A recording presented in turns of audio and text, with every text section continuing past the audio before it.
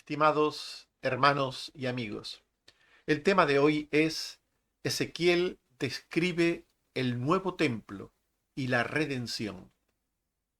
El templo de Jerusalén fue todo un símbolo de la salvación futura que Dios iba a obrar a través del Mesías. El mensaje del templo es: Dios quiere morar entre su pueblo. Y Cristo Jesús es el templo. Es Dios hecho hombre para ser el altar, el sumo sacerdote que ofrece el sacrificio mismo que se ofrece en holocausto, el pan sagrado de la mesa de la proposición, pero que cae del cielo, el velo al lugar santísimo que debía ser rasgado de arriba abajo, y así todos y cada uno de los objetos y acciones vinculadas al santuario terreno, símbolo profético por el que el Espíritu Santo hablaba del templo verdadero y venidero. No es de extrañar entonces que los simbolismos proféticos sean descritos en ciertas ocasiones con muchísimo detalle, tanto que mucha gente se pierde en su significado final y último. Pero la abundancia de detalles sobre las sombras de los bienes venideros solo tienen el propósito de explicar bien que Dios cuida los asuntos salvíficos en todos sus aspectos, sin dejar de hablar de ninguna cosa que pudiera ofrecer luz anticipada sobre la salvación del pecado, muy difícil de entender para muchos por la dureza de sus corazones. Así pues, todos los símbolos del templo tenían un significado que hemos explicado en detalle en los 13 sermones sobre el tabernáculo, ofrecidos anteriormente en esta serie de estudios bíblicos. El profeta Ezequiel también habla de ello en su capítulo 43. Veamos el contenido de la última visión que tuvo el profeta Ezequiel. Ezequiel recibió una visión sobre la reconstrucción futura del templo. Ezequiel fue llevado en éxtasis a Judá, aún estando cautivo en Babilonia, con su pueblo. En Ezequiel 41 al 2 se dice: en el año 25 de nuestro cautiverio, al principio del año, a los 10 días del mes, a los 14 años después que la ciudad fue conquistada, en aquel mismo día vino sobre mí la mano de Jehová y me llevó allá. En visiones de Dios me llevó a la tierra de Israel y me puso sobre un monte muy alto. Como hemos leído, esta visión de el profeta Ezequiel fue a través de un éxtasis. Es decir, él fue transportado a Judá, como diría el apóstol Pablo: si en el cuerpo no lo sé, si fuera del cuerpo no lo sé. Fue transformado de alguna manera en algo inmaterial o en algo trascendente que pudiera, estando en Judá, también al mismo tiempo en Babilonia. Es decir, eh, de alguna manera el éxtasis hace que una persona sea llevada de un lugar a otro y no sabemos si realmente abandona el primer lugar del todo o solo en parte para ir al lugar donde ha de recibir la visión. El caso es que Ezequiel fue llevado en éxtasis. Esto es un fenómeno espiritual de la revelación de Dios, por el cual muchos siervos recibieron la voluntad de Dios. Los cautivos de, del pueblo de Dios en Babilonia habían oído de otros profetas, de distintos profetas, mayores y menores, y de Ezequiel mismo, que un remanente regresaría a Judá para reconstruir el templo. En Ezequiel 37, 21 al 22 se dice: les dirás, así ha dicho Jehová el Señor, yo tomo a los hijos de Israel de entre las naciones, a las cuales fueron, y los recogeré de todas partes, y los traeré a su tierra, y los haré una nación en los montes de Israel, y un rey será a todos ellos por rey. Y nunca más serán dos naciones, ni nunca más serán divididos en dos reinos. Ezequiel 43, 10 al 11. Muestra a la casa de Israel esta casa, hazles entender el diseño de la casa, su disposición, sus salidas y sus entradas, y todas sus formas y todas sus descripciones, y todas sus configuraciones, y todas sus leyes, y descríbelo delante de sus ojos, para que guarden toda su forma y todas sus reglas, y las pongan por obra. Así pues, el Señor volvió a decir a su pueblo, esta vez por el profeta Ezequiel, que el segundo templo era un símbolo del templo espiritual que Dios edificaría en el futuro para llenar con su gloria y santidad eterna a sus hijos, a los verdaderos hijos, aquellos que por la gracia, por medio de la fe, creyeran en el Mesías. Ezequiel 43, 5 al 7. Y me alzó el espíritu y me llevó al atrio interior, y he aquí que la gloria de Jehová llenó la casa. Y oí uno que me hablaba desde la casa, un varón, y me dijo: este es el lugar de mi trono, en el cual habitaré entre los hijos de Israel para siempre, y nunca más profanará la casa de Israel mi santo nombre. Por tanto, aquellos que volverían a la tierra, que edificarían el templo, el segundo templo, serían objeto de la gracia divina. También dijo que solo los creyentes, fieles y obedientes, dijo el profeta Ezequiel, tendrían acceso al segundo templo y sobre todo al definitivo templo salvífico.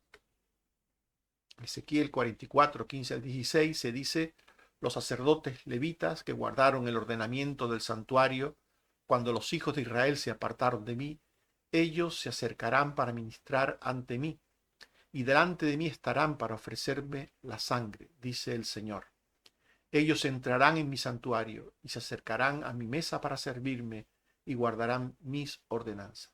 Solo los fieles, solo los obedientes tendrían derecho a estar en el santuario de Dios.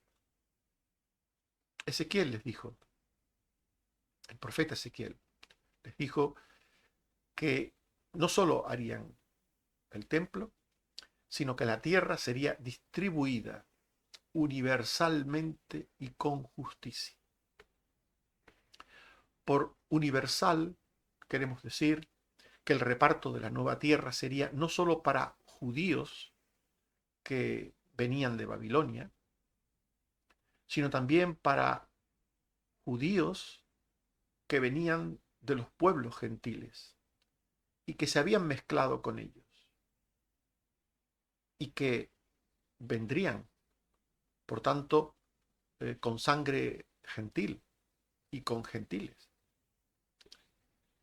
Y lo importante es que todos estos debían ser creyentes en el Mesías. En Ezequiel 47, 13 y 22 se dice: así ha dicho Jehová el Señor.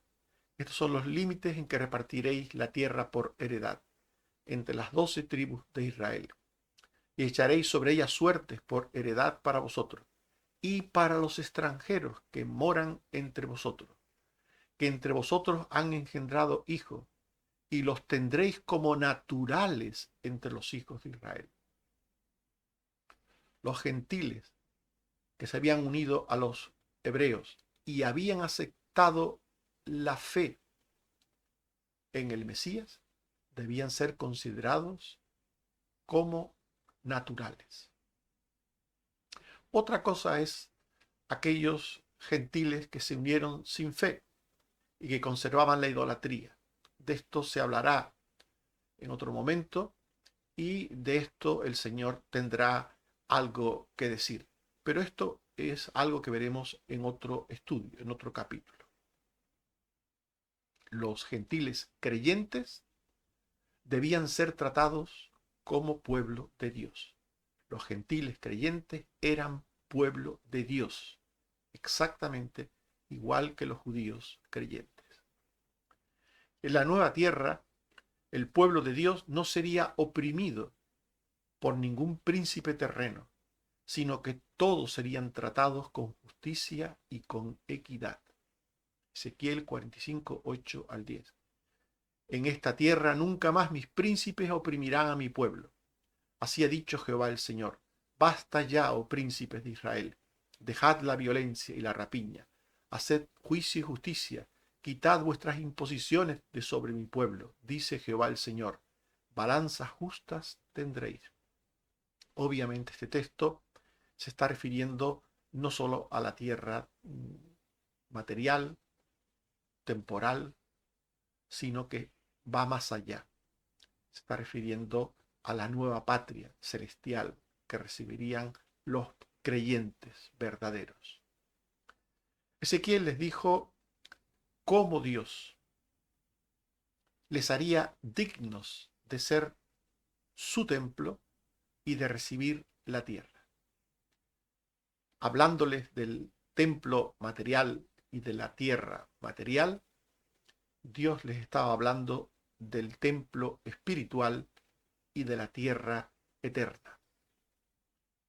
Para entrar en el templo espiritual y para heredar la tierra eterna, debían de cumplir unos requisitos.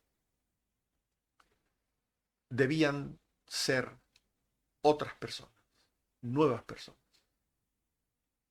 Para entrar en la tierra física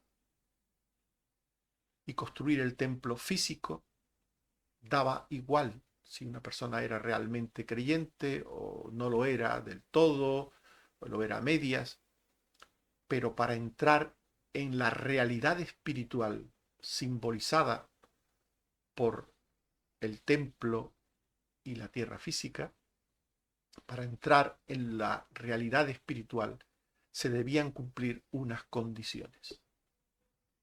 Y es que los perdidos, todos los judíos que habían ido al cautiverio por su pecado o que se habían esparcido por las naciones como consecuencia del pecado, los perdidos en general tenían un corazón duro y por el pecado habían sido castigados por Dios. Así pues, los que formarían el nuevo Israel de Dios serían personas nacidas de nuevo, con una mente y un corazón puro. Ezequiel 44, 6 y 8 al 9. Y dirás a los rebeldes, a la casa de Israel, así ha dicho Jehová el Señor. Basta ya de todas vuestras abominaciones, oh casa de Israel, pues no habéis guardado lo establecido acerca de mis cosas santas. Así ha dicho Jehová el Señor, ningún incircunciso de corazón entrará en mi santuario. La circuncisión del corazón era un símbolo de la obra del Espíritu Santo en los corazones, del nuevo nacimiento. Ningún incircunciso entrará en mi santuario. Quiere decir, nadie que no sea convertido de verdad. Obviamente no se está refiriendo al santuario terreno, al cual pues puede entrar cualquiera. Entra de hecho cualquiera. Como pasa hoy con los lugares de culto de las iglesias, entra cualquiera. El texto va más allá, se está refiriendo a la morada de Dios, a la morada espiritual de Dios, a la Jerusalén celestial, a la ciudad cuyo arquitecto y constructor es Dios. Nadie entrará de verdad en el santuario de Dios si su corazón no ha sido circuncidado, si su corazón no ha sido regenerado por el Espíritu Santo. Ezequiel 36, 24 al 27. Yo os tomaré de las naciones y os recogeré de todas las tierras, esparciré sobre vosotros agua limpia y seréis limpiados de todas vuestras inmundicias. Os daré corazón nuevo y pondré espíritu nuevo dentro de vosotros y quitaré de vuestra carne el corazón de piedra y pondré dentro de vosotros mi espíritu y haré que andéis en mis estatutos y guardéis mis preceptos y los pongáis por obra. La obra de Dios por el Espíritu Santo cambia el corazón, cambia el entendimiento, cambia las actitudes, cambia la conducta, hace nuevas personas. Os daré corazón nuevo, pondré espíritu nuevo dentro de vosotros, quitaré de vuestra carne el corazón de piedra, haré que andéis en mis estatutos y guardéis mis preceptos y los pongáis por obra. Por tanto, Dios mismo sería el que por el Espíritu Santo salvaría, redimiría a sus escogidos para hacerles ser dignos de entrar en el santuario celestial y para recibir la tierra eterna, de la cual lo físico y temporal era solo símbolo. Del templo saldría la palabra de Dios, que enseñaría al pueblo su condición de pecado para arrepentimiento, fe y obediencia. Del templo. Obviamente no se refiere meramente al templo físico. Del templo saldría la palabra viva de Dios, que enseñaría al pueblo. Cristo Jesús es el templo de Dios. De él saldría la palabra para arrepentimiento, fe y obediencia de los suyos. Esto es descrito simbólicamente en Ezequiel 44, 23 al 24. Los sacerdotes enseñarán a mi pueblo a hacer diferencia entre lo santo y lo profano, y les enseñarán a discernir entre lo limpio y lo no limpio. En los casos de pleito ellos estarán para juzgar, conforme a mis juicios juzgarán, mis leyes y mis decretos guardarán en todas mis fiestas solemnes, y santificarán mis días de reposo. Durante tiempo ellos tendrían el templo como instrumento de transmisión de la palabra de Dios, de conocimiento de Dios. Y esto sería despreciado y menospreciado por muchos, pero otros, los escogidos, sí, Dios les abriría el oído y el corazón para recibir la palabra de Dios. Nehemías 8, 3 al 5 y 7 al 8. Y leyó en presencia de hombres y mujeres y de todos los que podían entender sobre un púlpito de madera que habían hecho para ello. Y todo el pueblo estuvo atento, y los levitas leían en el libro de la ley de Dios claramente, y ponían el sentido de modo que entendiesen la lectura. Existían personas con dones y capacidades para explicar la palabra de Dios. En el templo, además de ser el lugar de donde emanaba la palabra, en el templo se realizarían los holocaustos, los sacrificios, que mostraban a través de aquellos símbolos, aquellos animales, que el Mesías Redentor, el Cordero de Dios que quita el pecado del mundo, por su sacrificio, una vez para siempre, acabaría con el pecado. Ezequiel 43, 22 al 24 y 27. Ofrecerás un macho cabrío sin defecto para expiación. Cuando acabes de expiar, ofrecerás un becerro sin defecto y un carnero sin tacha, y los ofrecerás delante de Jehová. Los sacerdotes sacrificarán sobre el altar vuestros holocaustos y vuestras ofrendas de paz, y me seréis aceptos, dice Jehová el Señor. Todos estos sacrificios del Antiguo Testamento apuntaban al Cristo que había de venir. Una vez que el Cristo ha venido, no hace falta más sacrificios. Juan 1, 29. Juan dijo: he aquí el Cordero de Dios que quita el pecado del mundo. Con Cristo con el Mesías vino el Cordero de Dios, aquel que quita el pecado del mundo, una vez y para siempre. Hebreos 10, 16 al 18. Este es el pacto que haré con ellos después de aquellos días, dice el Señor. Pondré mis leyes en sus corazones y en sus mentes, y nunca más me acordaré de sus pecados, pues donde hay remisión de estos, no hay más ofrenda por el pecado. Ya no hay más ofrenda por el pecado. Por tanto, no hay que esperar un nuevo templo, no hay que esperar nuevos sacrificios, no hay que esperar ningún sacrificio cruento o incruento, porque Cristo, con su muerte, una vez y para siempre, esto es muy importante que lo entienda una persona que es salva, porque, cuidado, quien no entienda esto, habría que pensar si esa persona realmente es salva. Quien no cree que Jesús murió por el pecado, que en Cristo Dios dio muerte al pecado y a la muerte, quien no crea esto, pues difícilmente ha entendido esa persona la salvación. Difícilmente.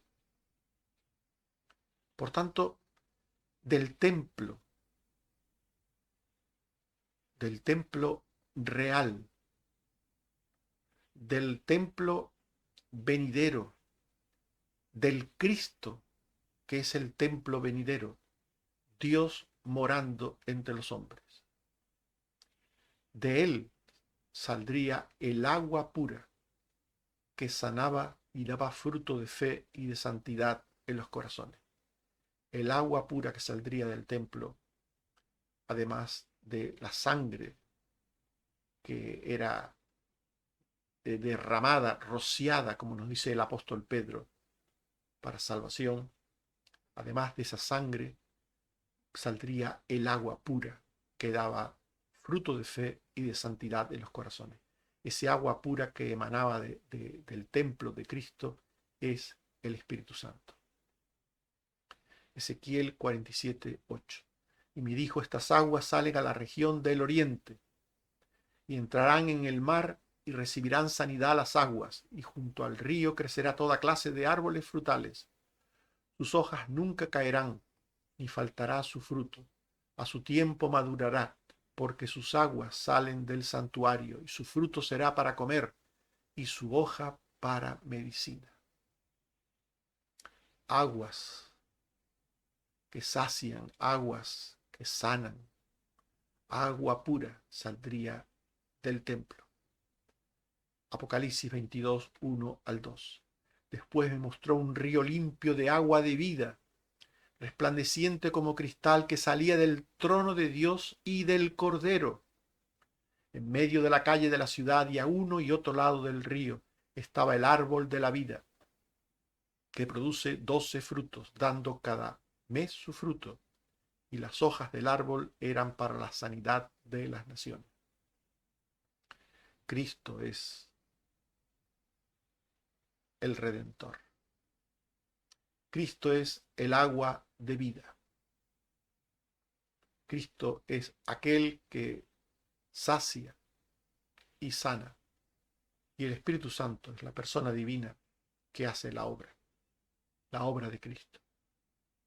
En definitiva, el profeta Ezequiel describe el nuevo templo y la redención venidera. El contenido de la última visión que tuvo el profeta Ezequiel consistió en que él fue llevado a Judá en éxtasis, estando cautivo en Babilonia, y traería un mensaje al pueblo de Judá que ya habían oído en otras ocasiones por otros profetas. Un mensaje que hablaba de la reconstrucción de un nuevo templo. Pero el Señor dijo a Ezequiel que el segundo templo sería símbolo del verdadero templo espiritual que Dios construiría en el futuro para llenar con su gloria y santidad. Los que entrarían en el segundo templo debían ser creyentes fieles y obedientes, personas de todas las naciones, para someterse al Mesías como su Señor justo. Ezequiel les dijo cómo Dios les haría dignos de ser su templo y de recibir la tierra. Los perdidos tenían un corazón duro y para formar parte del nuevo Israel de Dios debían ser personas nacidas de nuevo, con una mente y un corazón puro. En el templo se realizaban los holocaustos que mostraban que el Mesías venidero acabaría con el pecado de una sola vez y para siempre.